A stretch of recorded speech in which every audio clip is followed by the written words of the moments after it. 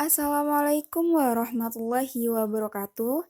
Di sini kami akan mempresentasikan Business Model Canva Dress by Baristi.id oleh saya sendiri, Dewi Indah Safitri, dengan NIM akhir 008.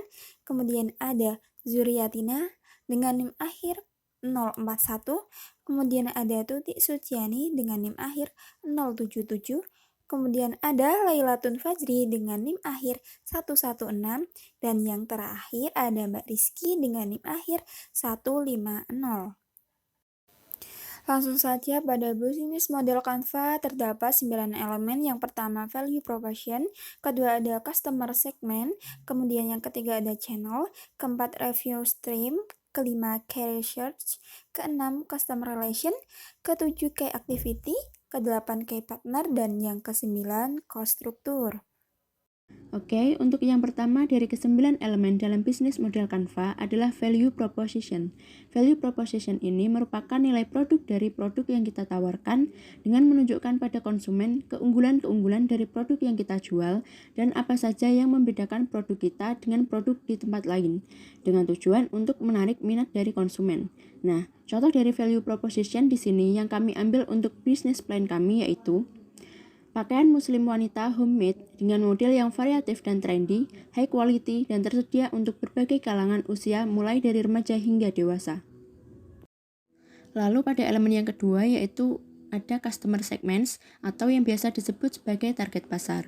Dalam menjalankan suatu bisnis, tentu sangat penting bagi kita untuk menentukan target pasar terlebih dahulu.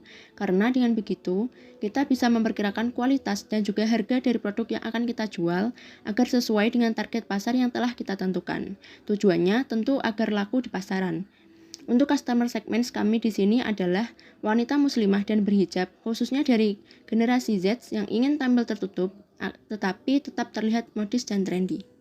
Baik, yang selanjutnya adalah saluran, di mana saluran ini adalah bagaimana kita bisa menyampaikan produk kita sampai kepada konsumen. Dengan pertimbangan yang perlu dilakukan adalah dengan bagaimana value proposition-nya bisa sampai kepada customer segment. Nah, setiap target pasar memiliki saluran yang berbeda.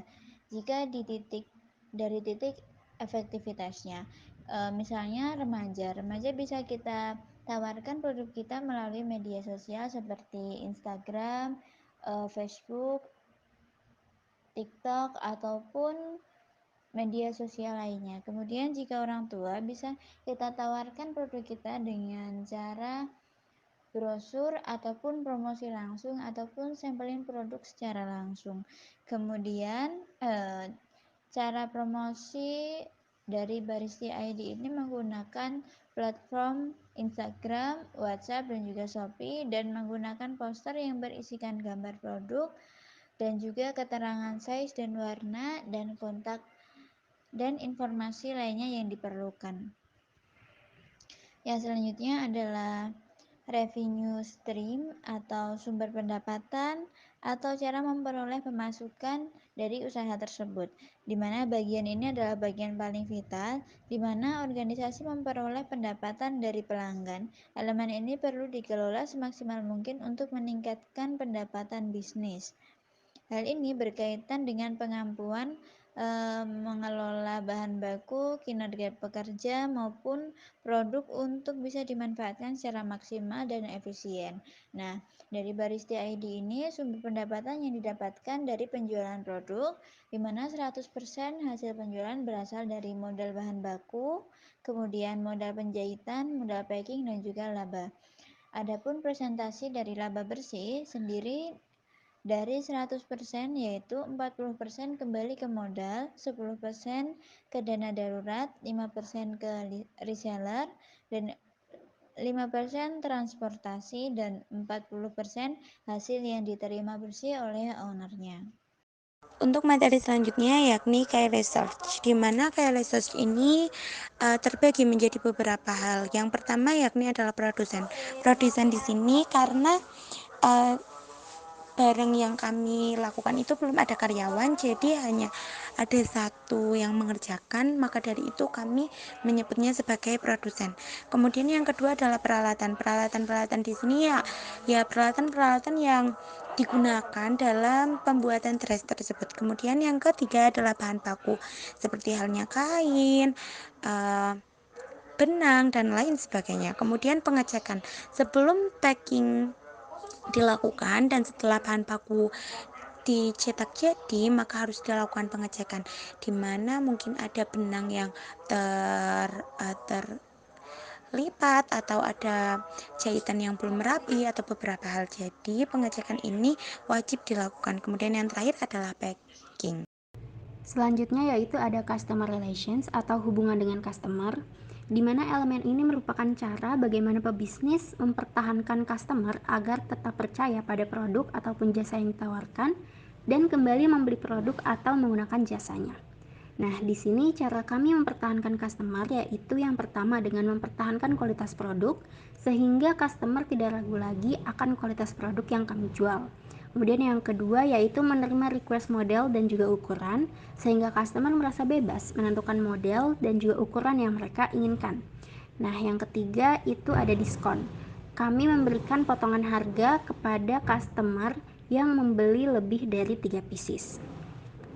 Elemen selanjutnya yaitu key activities, yaitu kegiatan apa saja yang dilakukan pebisnis dalam menghasilkan produk ataupun jasa hingga sampai kepada customer. Nah, yang pertama di sini ada membeli bahan, yaitu kita mencari bahan yang diinginkan oleh customer.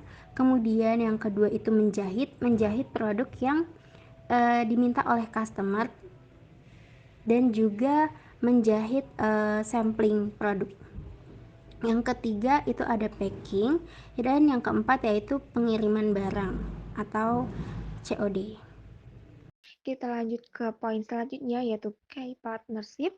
Nah, di sini kita membeli bahan kain yaitu Wolfish Grade A, kita memakai kain Wolfish Grade A yang kita beli di Baraka Tekstil, dan kemudian kita juga bekerja sama dengan 10 reseller, dan untuk struktur biayanya paling banyak kita habis pada kain yang kita beli di Baraka Tekstil, kemudian pada jasa jahit yang kita memakai jasa dari Tata Tailor, dari Mbak Okta. Kemudian yang ketiga yaitu packing, kita memakai packing plastik, label, dan juga thank you card. Sekian yang dapat kami sampaikan, kurang lebihnya mohon maaf. Wassalamualaikum warahmatullahi wabarakatuh.